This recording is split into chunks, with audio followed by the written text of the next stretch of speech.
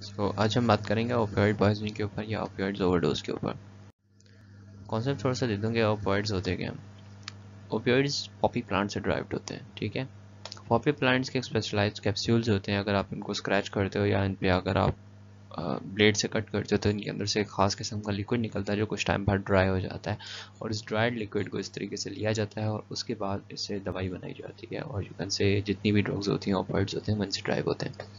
ये addictive nature में होते हैं, ठीक है। और रिसेंटली एक अमेरिका के अंदर स्कैंडल भी आया है जिसके अंदर जो एक कंपनी है पर्च फार्मा, उसने डॉक्टर्स को ब्राइब किया और इंसेंटिव्स दिए कि वो लोग जिन्हें तो ज़रूरत है पेन मेडिकेशन के लिए, क्रॉनिक पेन मेडिकेशन के लिए, उनको ओपियोइड्स रेफ़र किए जाएं। और ऐसे फॉल्सिफाइड ट्रायल्स और रिसर्चेस की जिसके बाद जो है डॉक्टर्स को इस बारे में परसीव करवाया गया और कन्वे किया गया कि भाई ये सेफ़ है, इनकी कोई एडिक्शन वैल्यूज़ नहीं है। लोग और धड़ाधड़ इनकी जो है ना वो सेल्स बढ़ती गई, डॉक्टर्स प्रेस्क्राइब करते गए। बट आफ्टर सम टाइम जो है वो ईयर्स के बाद जब रियलाइज़ हुआ कि they are having addictive nature, जब आप उसको स्टॉप करने जाते हो तो इनमें विड्रॉल सिम्टम्स भी आते हैं। तो it turns out to be a huge scandal, और इसके बाद कंपनी को हैफ्टी अमाउंट भी पे करनी पड़ी जुर्माने के तौर पे, और सेक्टर फैमिली को भी काफ़ी ज़्यादा जो है बदनामी और फ़ाइन लगा था। बट अगर आपने मज़ीद पढ़ना इस बारे में तो नेट पर पढ़ लें, मैं तो सिर्फ आइडिया दे सकता हूँ कि क्या था। इसकी एग्जांपल दी जाए ओपियोइड्स की, तो इसमें एग्जांपल में हीरोइन आएगी, मॉर्फिन आएगी, पेटिडीन आएगी, कोडीन आएगी, ठीक है, और मीथाडोन आएगी, ऑक्सीकोडोन आएगी। ये सारी चीज़ें इसके अंदर ओपियोइड्स में आती हैं। अच्छा, कोकेन ओपियोइड नहीं है भाई, कोकेन अलग चीज़ है, याद रखिएगा। क्लिनिकल फीचर्स की बात की जाए तो ये हर चीज़ को डाउन करेगा। रेस्पिरेशन में डिप्रेशन करेगा, सीवीएस में जाएगा, हाइपोटेंशन करवाएगा, रिलेटिव ब्राडिकार्डिया कराएगा, हार्ट रेट डाउन कर देगा, ब्लड प्रेशर डाउन कर देगा, सीएनएस में जाएगा confusion, hallucination and slurred speech, और अगर बहुत ज़्यादा पॉइजनिंग हो जाए तो ये कोमा में भी ले जा सकता है, ठीक है। मसल्स में एटेक्सिया करवाएगा, मसल टोन डिक्रीज हो जाएगी, और एग्जाम के लिए जो इंपॉर्टेंट है that is pin point peoples. Pin point paper is very important for exams, ठीक है जी। आगे चलते हैं। Science of IV drug misuse मिलेंगे। क्यों मिलेंगे? क्योंकि नॉर्मली आपके पास जो पाकिस्तान में पेशेंट आ रहे होते हैं वो डॉक्टर की प्रिस्क्रिप्शन की वजह से नहीं आ रहे होते। ये अमेरिका का सीन है। पाकिस्तान के अंदर अगर आपके पास या इंडिया के अंदर आपके पास पेशेंट आएगा तो यूजुअली आएगा जी, पता चलेगा वो हीरोइन के इंजेक्शन लगा रहा है, वो हीरोइन ची आ रहा है, ठीक है जी। आप देखोगे उसके हाथ वगैरह देखो तो आपको उसको आई निडल ट्रैक मार्क्स नज़र आ रहे होंगे कि भाई ये दिख रहा होगा कि बार बार सिरिंजेस लगा रहा है, तो एक स्पेसिफिक कलर के ब्लैक कलर के स्पॉट्स बन जाते हैं जहाँ जहाँ पे इंजेक्शन लग रहा होता है, तो उन्हें नीडल ट्रैक मार्क्स कहते हैं। ये वेरी इंपॉर्टेंट हो जाते हैं व्हेन जियोग्राफिकली आप पाकिस्तान इंडिया की साइड पर होते हो, तो मतलब पूरी दुनिया में ही, लेकिन ये स्पेसिफिकली पाकिस्तान इंडिया की साइड पे, मतलब middle lower middle income countries.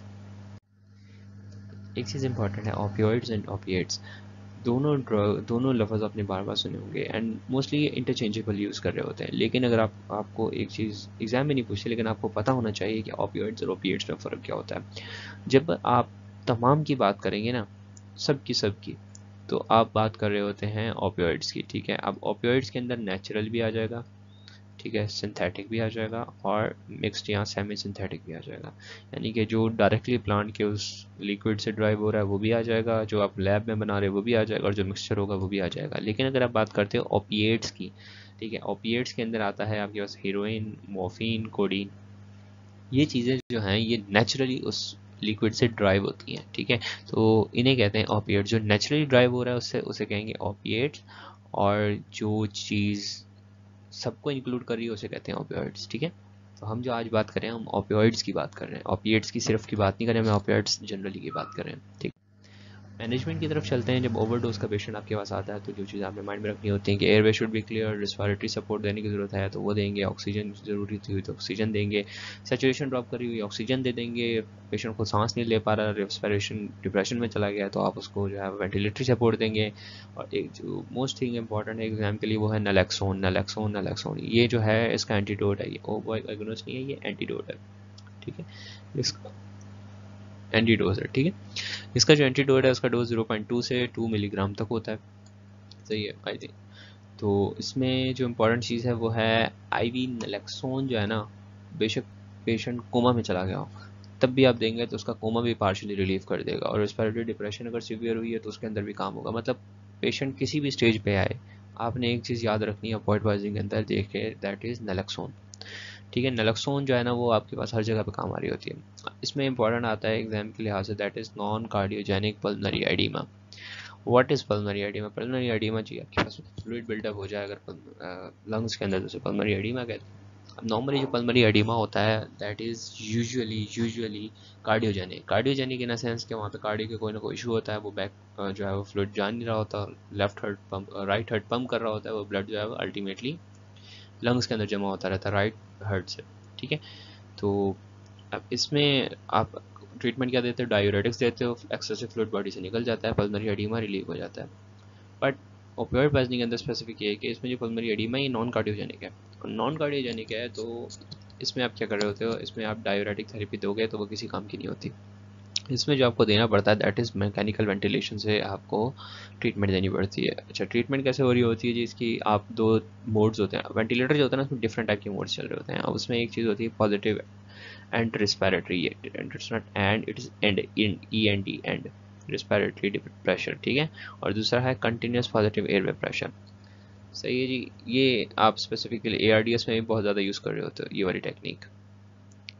सही है, तो ये दोनों टेक्निक्स आप यूज़ करते हो for the treatment of pulmonary oedema in opioids. आपको मैंने बताया कि they have withdrawal symptoms. Why withdrawal symptoms हैं, लेकिन क्यों है भाई? क्योंकि वो एडिक्टिव नेचर है। जब आप उसको हटाते हो तो आप उसको पेशेंट को विड्रॉल सिम्टम्स आते हैं। अगर क्रॉनिक पेशेंट जो है वो हीरोइन का पेशेंट, आप वो ले जा रहा है हीरोइन हीरोइन एकदम से आप रोक दोगे तो उसको विड्रॉल सिम्टम्स आएंगे।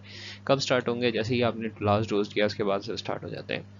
इसमें जो स्टार्टिंग के 3 दिन होते हैं उसमें पेशेंट जो सिम्टम्स होते हैं वो पीक पे होते हैं। सिम्टम्स नॉर्मली आते क्या हैं?